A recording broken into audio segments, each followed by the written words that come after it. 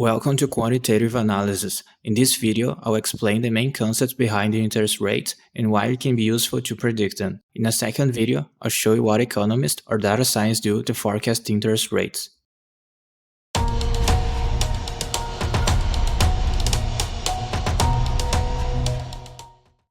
In the general theory of employment, interest, and money, John Maynard Keynes defined interest rate as the reward for parting with liquidity for a specified period. In other words, interest rate is a reward expressed as a proportion of a monetary value that an investor obtains in the future by giving up his ability to use money in the present.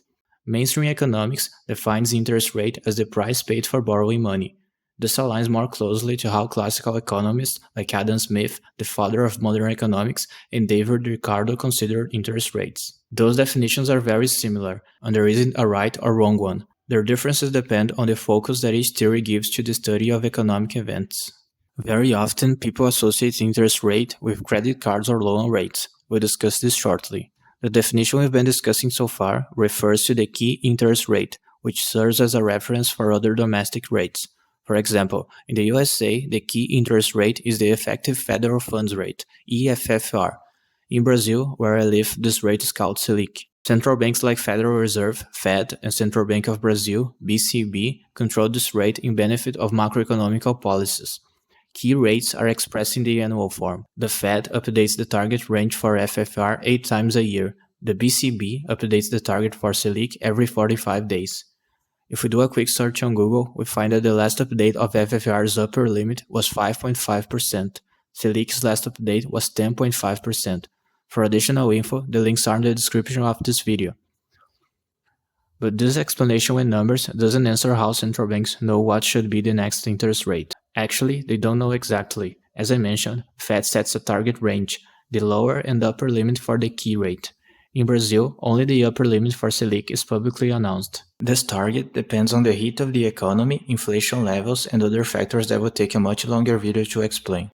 The actual key interest rate, EFFR, is determined by the central bank's monetary policy and overnight interbank operations collateralized by government securities. Here's how this mechanism works. If there are more people borrowing money, an excess of demand, banks can increase the borrowing from other banks, increasing the average interest rates. The key rate, influenced by this average, will go up. When banks on average lend more excess of supply, the opposite effect occurs. Once the target range of the key rate is set, the central bank needs to make sure that the actual key rate follows the target range. This can be achieved with open market operations, almost.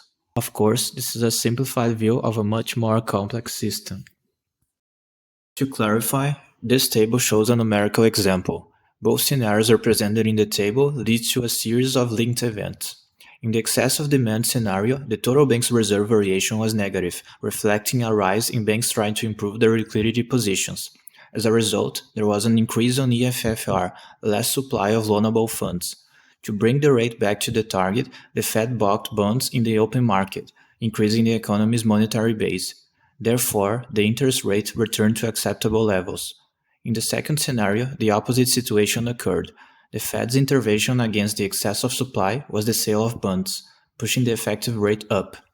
Keep in mind that the central bank has other means besides almost of controlling the key rate.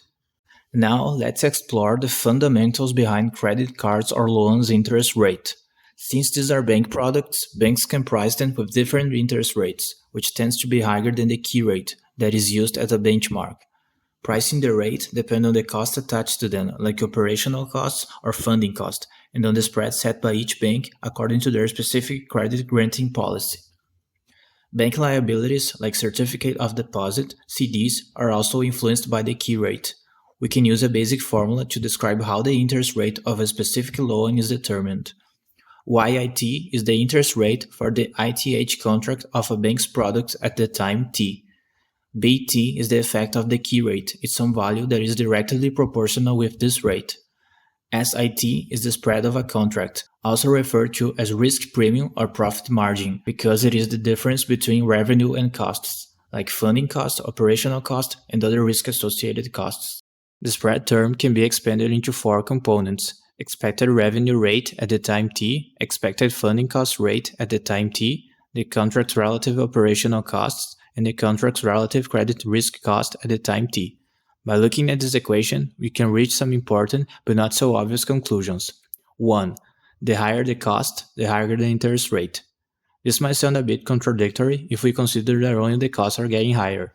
But we can think of the return of an investment. The higher the risk, the higher the returns. In the case that costs are rising, banks will either increase the benchmark effect or will have a higher expected revenue. 2. If the cost matches the revenue, the resulting rate will be equivalent to the benchmark effect, and any profit possibility will exclusively depend on the benchmark. 3. Banks with higher productivity, low cost and high revenue can have more flexible rates. They can fix the benchmark effect in lower levels to attract more clients. It's time to explain why interest rate forecasting can be a very powerful tool. There are three main reasons to forecast these rates: better investment decisions, credit pricing, and macroeconomic research. Over the last 20 years, several important economic events have shaped interest rates, like the housing market crisis in 2008 and the recent coronavirus pandemic. Within those events, many of us could have achieved significant gains by making inferences about interest rates, especially in riskier or more volatile economies such as Brazil's. To be more specific, if we consider the central bank's monetary policy and how the market is evaluating interest rates, we can create forecasting models that help us decide when is a good time to invest in pre or post fixed securities. We can create dynamic credit pricing models, and we can win a Nobel Prize with academic research.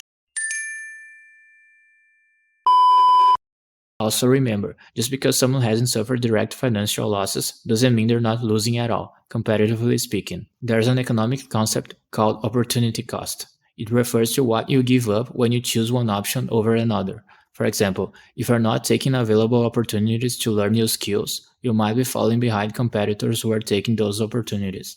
In the world of investment, there are always choices that can be adapted based on future expectations. Understanding the principles behind interest rates is a first step to reduce possible opportunity costs and make data-driven decisions. In the next video, I'll provide a step-by-step guide to modeling time series using interest rate data. If you found this video helpful, consider subscribing and clicking the like button.